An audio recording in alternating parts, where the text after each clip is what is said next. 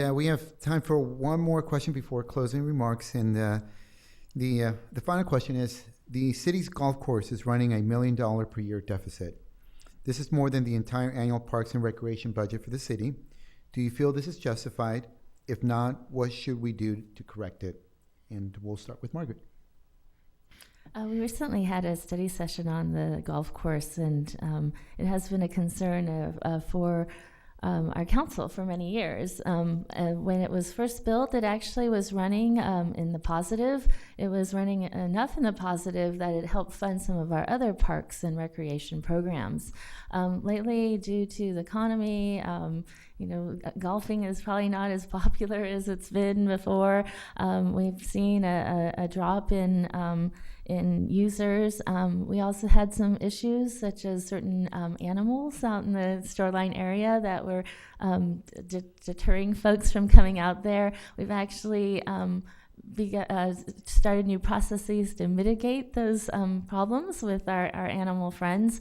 And so we're hoping that will improve the situation and attract more folks to come back. But it is a concern. We have to do something because we've been running on reserves for the last several years, and we're actually at a point where we're about to deplete them. So looking at better ways to operate the golf course. It's complicated because it's on landfill, and there are a lot of issues associated with that. And I do believe that our staff has the best experience and knowledge to be able to address those concerns and meet those concerns. So I do feel strongly that we have to have, the city has to have some control and some participation in that, but we are continuing to look at creative ways to hopefully make it a more attractive place and get it back into a positive revenue situation.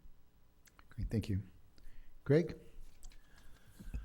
I don't believe the city of Mountain View should be in the golf course business.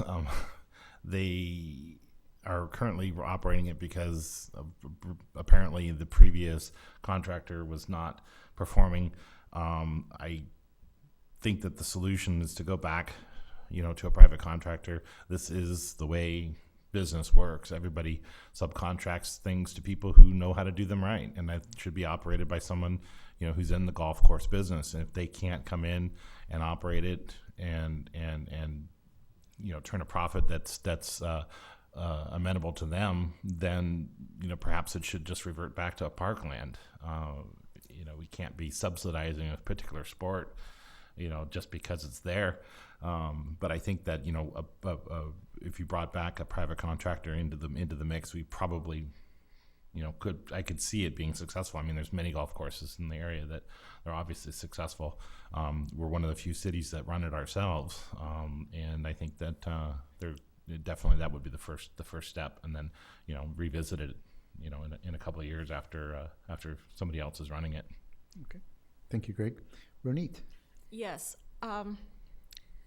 So the golf course actually, for many years after the city took it over and brought it into good shape, actually ran a surplus that funded many of our recreation programs.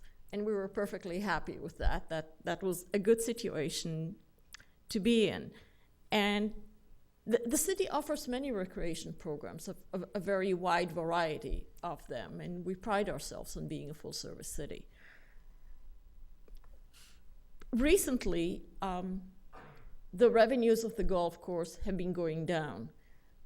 And over the few last years, we have had to go into reserves. And that is clearly not a tenable situation, because we put a year of effort into balancing the budget this year, and we do not have the possibility of subsidizing programs very heavily. And in fact, we have been raising fees on recreation programs so as to have a better cost recovery. So we want to be in a position where we offer programs. We want to be in a position where we can help people who cannot afford the cost of our programs to get a help in paying for those programs. So we have a problem with the golf course. I don't know what the answer is. Staff has been given direction to go and try to figure out what can be done. It's true that there are many golf courses in the area, but most of them are actually, the revenues are going down there too. So is golf less popular than it used to be? Are there too many golf courses for the population? Is there something we can do about improving the golf course? I don't know. Staff will come back in February, and I hope they will have some answers for us. I've heard from a number of professionals and residents who have very strong opinions on this. And I told them to please come back in February or before February and bring us all the information so we can make an informed decision. Okay, great. Dan?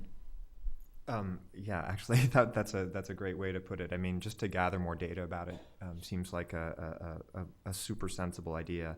I did do a little research, and it sounded like when the city had sold or leased the property before, that I think they chose poorly, and I think they ended up getting sued.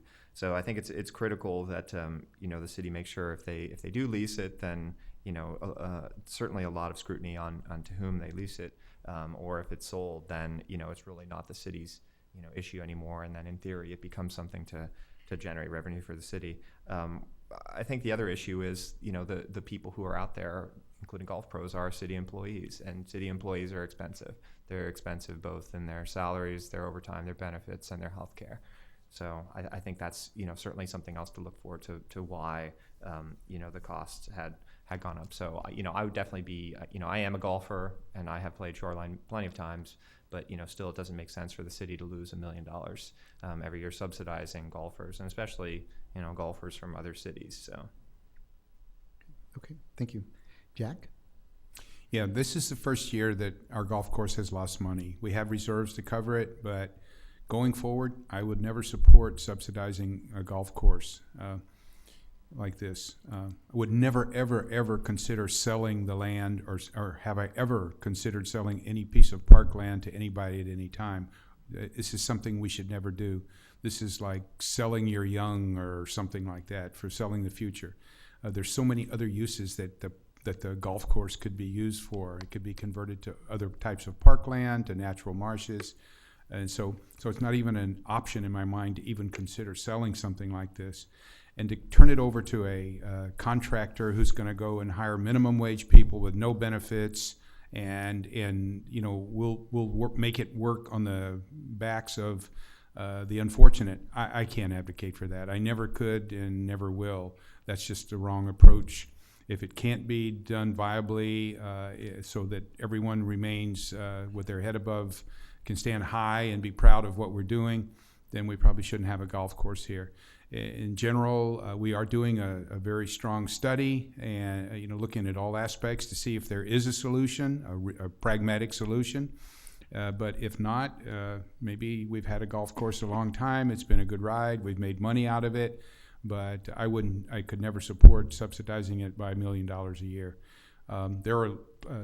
We have some other wildlife issues there, such as were alluded to, is the burrowing owl and the ducks and the geese and a lot of things. It's interesting. You build a golf course and then it's a beautiful grassy area with fresh water, and then ducks and birds come and you say, wow, they sure are a menace. Doesn't make any sense to me. Never has.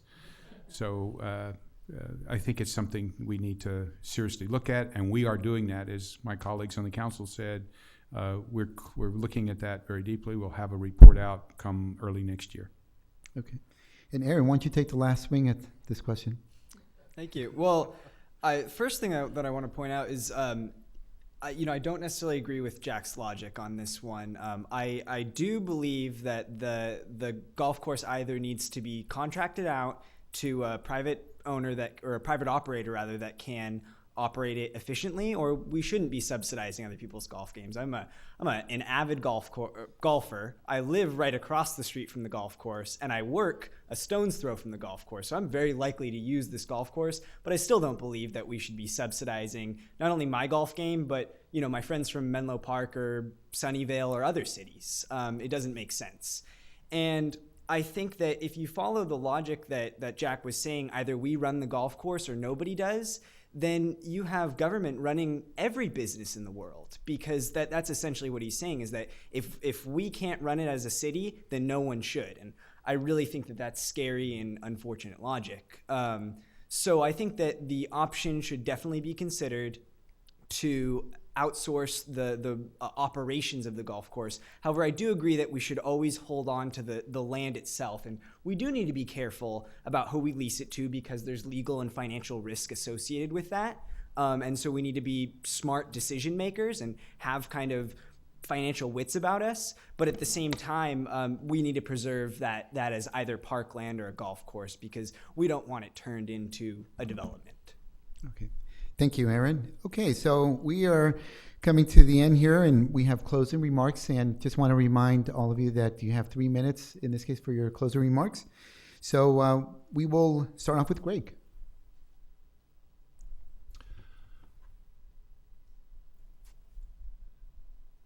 I guess the main thing I want to say is that, should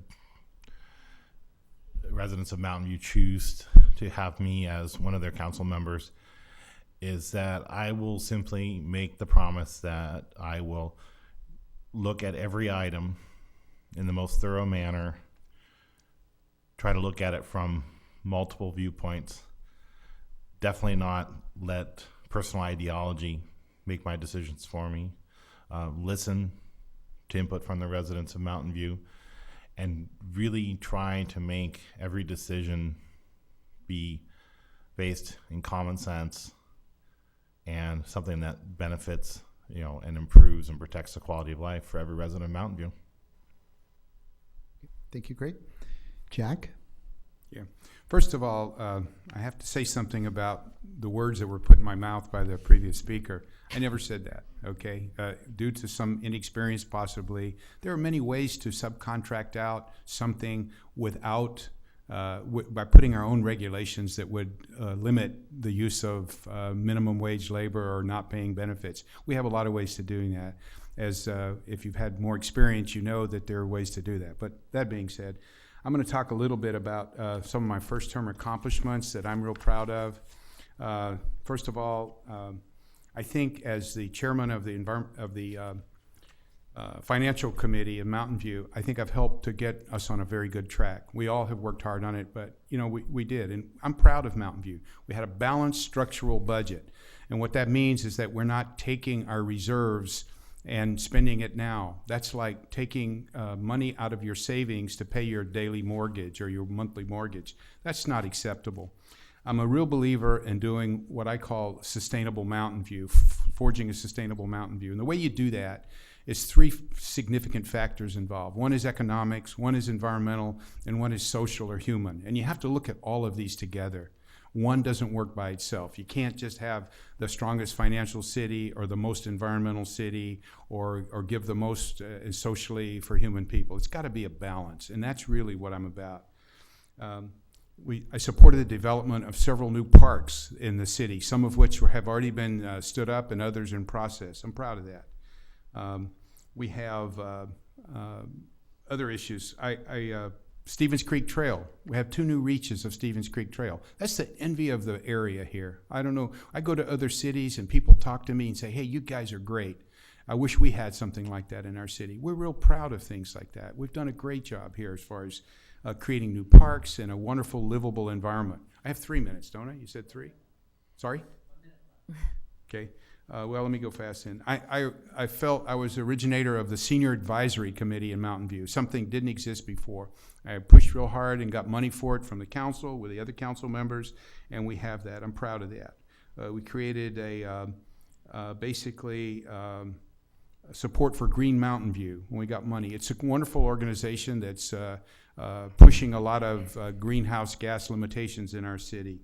I served as the first chair of the Council Environmental Sustainability Committee, and we've done some great things. Into the future, I want to see the 12-acre lighted athletic fields in North Bayshore completed. I would like to see a transit system in our city. We can do it. We have models that we believe will work. I want to save Hangar 1. I think we have the means to do that. We can weigh in on that and be significantly, push on that. It would be a great thing. We have one of the highest levels of recyclables in the Bay Area.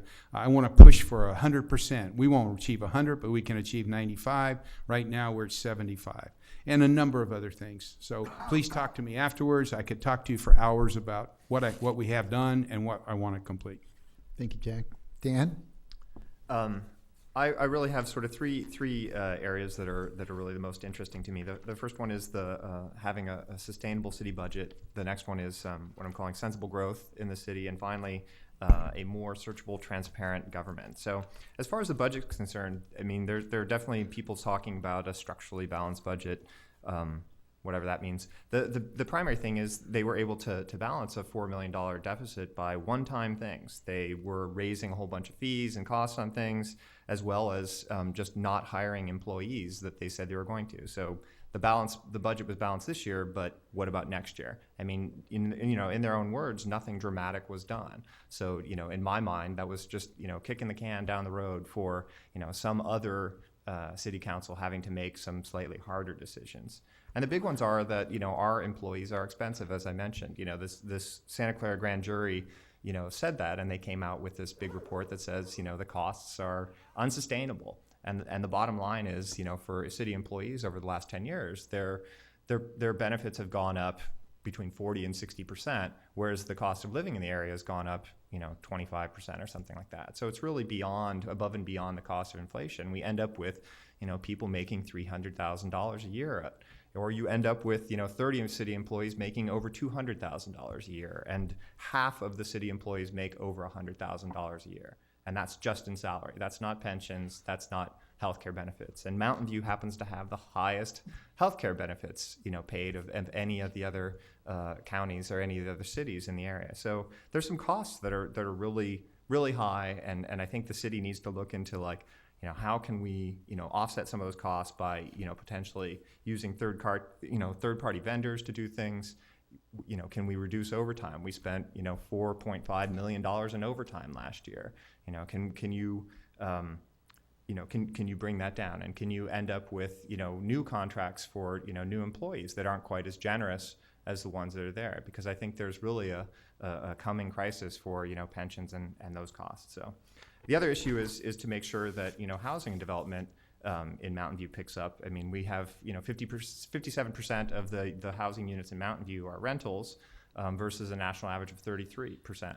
So we really need to try to encourage whatever we can to get people into homes. It's a tax benefit to the city because of Prop 13, and you end up with more tax monies because the city gets, 30% of its budget from property taxes, and that's a pretty big chunk of change. And then finally, as far as transparency and a searchable government, I want to make sure that city council's votes are known. I want to make sure that, any perks and benefits, people get are known. I want to see how, meeting minutes worked. And primarily, I'd like to see how each department of the city is doing. Like in a simple, straightforward way, you should be able to go to the website, take a look, and get a feel for it. So mylastname.org is my website, so please visit. There's more stuff there. Thank you, Dan. Ronit. Thank you. So I have prepared remarks that would take me exactly 3 minutes. And I'm in a bind right now because I really have to respond to some of the things that Dan said. So first of all, we spent a year working on the budget, figuring out strategies. We did not kick the can down the road. We balanced the budget structurally, which means we balanced it in such a way that next year we will not face the same problems. Some of the things we did was reorganizing the structure of the city administration so that we used to have a human resources manager. Now that job has been basically merged into the assistant city manager. So a high-level staff department head position is gone. We raised some fees, yes, to do more cost recovery, comparing our fees to the fees of other cities, and ensuring that our lower-income residents can still afford to participate in our classes. We did work with our employees to contain some of the increases in their benefits, and that was contained. It means that next year we don't start with the deficit. We start from we don't have to deal with whatever we cut back. It's cut back. It's not going to be returned. If the economy improves, we can just sail forward. If the economy continues souring, we will have to make even more painful decisions. So I will now go quickly back to my prepared remarks and say that 4 years ago, I promised to focus on our community, to work to make Mountain View a livable and green city, to have more community input, and to nurture our economic standing. I'm very proud of having achieved those goals. We have an environmental sustainability action plan. We have a balanced budget. We are moving forward on the first general plan update since '92. We have enhanced services for youth, and we have had hundreds of residents and business owners participating in the general plan update. And the new challenge that came up that I wasn't aware of 4 years ago was a high-speed rail, and I advocated very strongly for us to get very strongly involved in that. If we have to make difficult decisions, I hope you will vote for me so I can help make those difficult decisions. I fulfilled my promises, and we have been working collaboratively. I know. I'll finish the sentence. We have been working collaboratively as a city council to do the right thing for Mountain View. I think we've been very successful. Do talk to me later or visit my website, ronitbryant.org. Thanks. Thank you, Ronit. Aaron. So I think in my 3 minutes, I'd really like to cover who I am, what I believe, and how I intend to connect with you as the community, the business owners, the Chamber of Commerce, the city of Mountain View. And I think who I am can be best summed up in my view on democracy. I think that we are all here in Mountain View because of different reasons, very, very different reasons. Some of us for jobs. Some of us came to Mountain View, or even born in Mountain View, but came to Mountain View when there were orchards here, before there was Google, before there was a landfill possibly. And the point of this is that Mountain View is a city with incredible diversity. Diversity in terms of we have 55% renters, 45% homeowners. We have racial diversity. We have a diversity of ages and demographics. We span the gamut.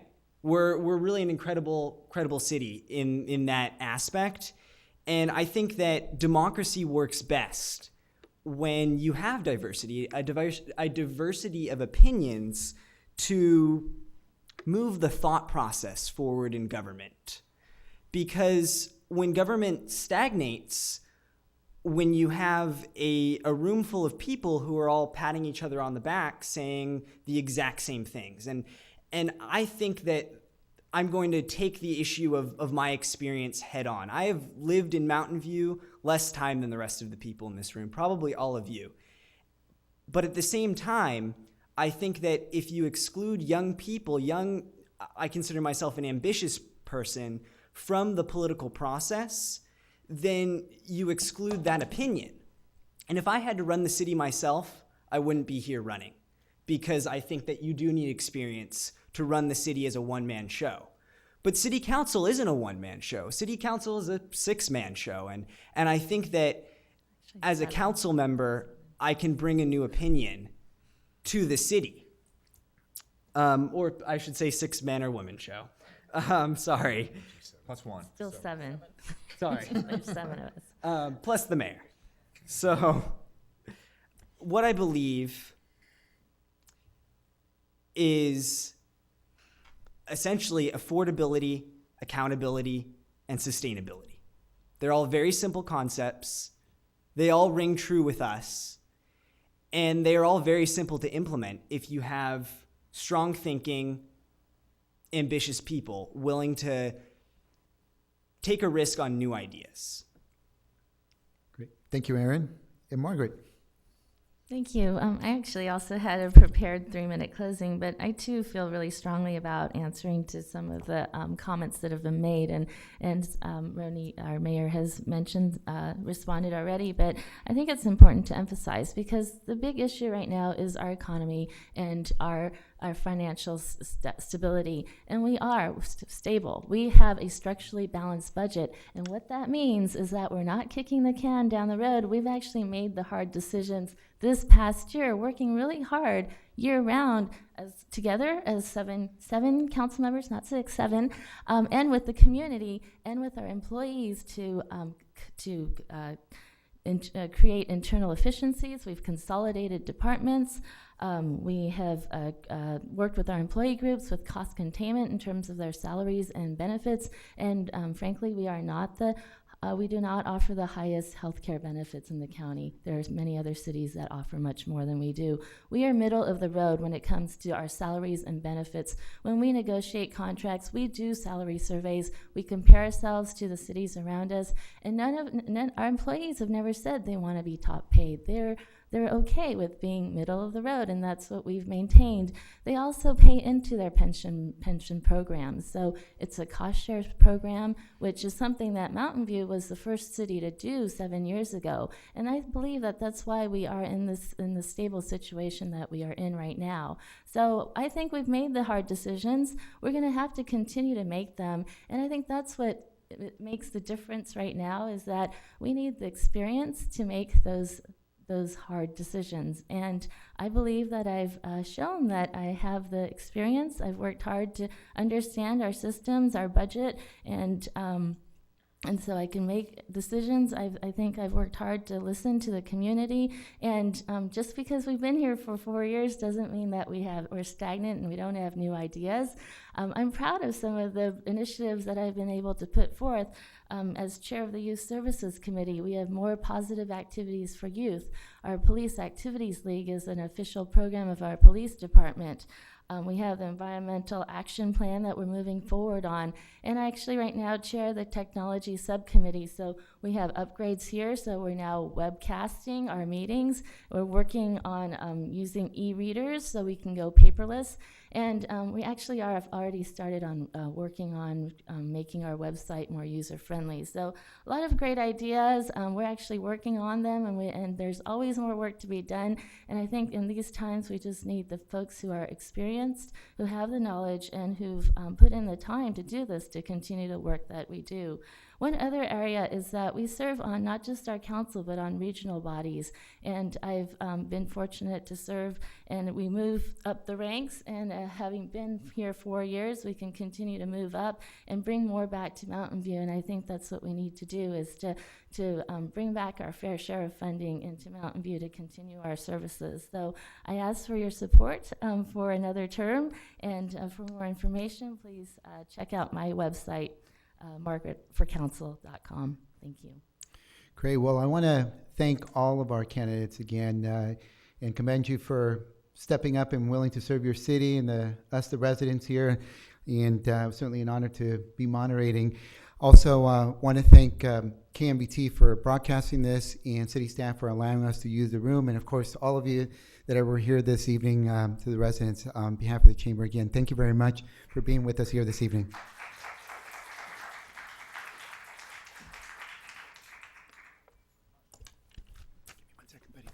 Give me 1 second. You know, the